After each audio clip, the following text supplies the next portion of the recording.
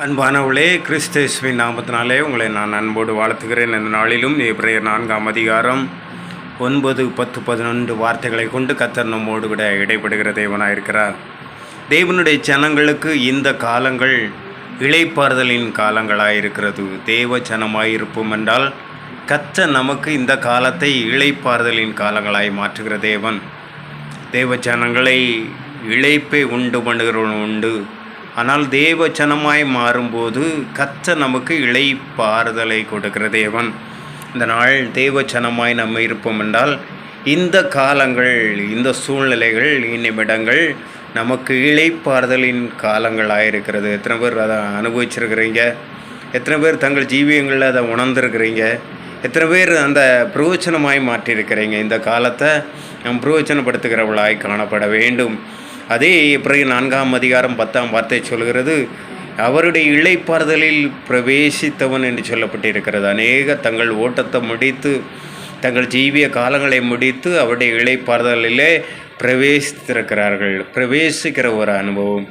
இளைப்பாறுதலின் காலங்கள் மட்டுமல்ல, இளைப்பாறுதலிலே பிரவேசிக்கிற ஒரு அனுபவத்துக்குள் அநேகர் கடந்து போய்விட்டார்கள். அது மட்டுமல்ல, 11ஆம் வார்த்தை சொல்கிறது, விழுந்து போகாதபடிக்கு இளைப்பாறுதலில் பிரவேசிக்க ஜாக்கிரதையாயிருங்கள் என்று. விழுந்து போகிற சூழ்நிலை வருங்க, ஆனால் விழுந்து போகாதபடி இளைப்பாறுதலில் பிரவேசிக்க நாம் ஜாக்கிரதையுடையவளாய் காணப்பட வேண்டும்.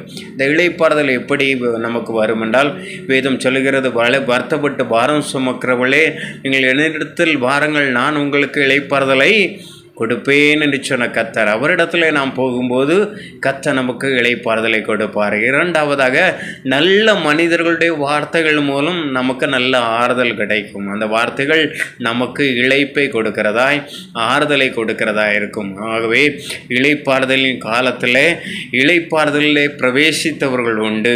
இளைப்பாறுதலை நாம் காண முடியாதபடி, விழுந்து போகாதபடி அவன் இளைப்பாறுதலில் பிரவேசிக்க நாம் ஜாக்கிரதையுடையவர்களாய் காணப்படுவோம். கர்த்தர் அந்த இளைப்பாறுதலை நமக்கு கொடுத்து நம்மை இளைப்பாறுதலின் காலத்துக்குள்ளே பிரயோஜனப்படுத்துகிறவர்களாய் கர்த்தர் மாற்றுவார். இந்த காலங்கள் இளைப்பாறுதலின் காலமாயிருக்கிறபடினால் தேவனை பற்றி கொள்வோம். கர்த்தர் நம்மை மகிமையான அனுபவத்துக்குள் நடத்துவார். இளைப்பாறுதலிலே பிரவேசித்தவர்கள் உண்டு. டேடி அனுகிரகமேறி இந்த நாளிலும் இளைப்பாறுதலிலே பிரவேசிக்க ஜாக்கிரதையாயிருக்க கடவோம் என்று சொன்ன வார்த்தையின்படி விழுந்து போகாதபடி ஜாக்கிரதையோடு பிரவேசிக்க ஒவ்வொரு பிள்ளைகளை கர்த்தர் ஆயத்தப்படுத்துவீராக.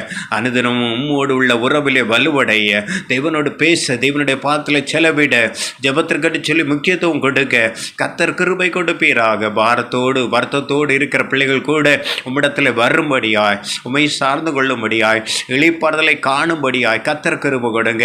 அநேகர் இளைப்பை உண்டாக்குகிறவளாய், இளைப்புக்குட்படுத்துகிறவளாய், இளைப்பை ஏற்படுத்துகிறவளாய் காணப்பட்டாலும் கர்த்தர் எங்களுக்கு இளைப்பாறுதலை கொடுக்கிற தேவன்.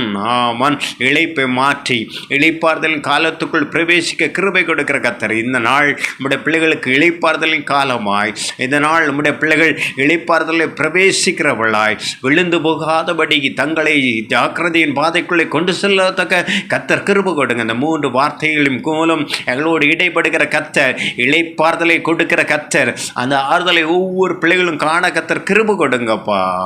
நம்முடைய அன்பு கரத்துக்குள்ள அர்ப்பணிக்கிற வழி நடத்துங்க. இயேசுவின் நாமத்தில் நல்ல பிதாவே, ஆமென். God bless you.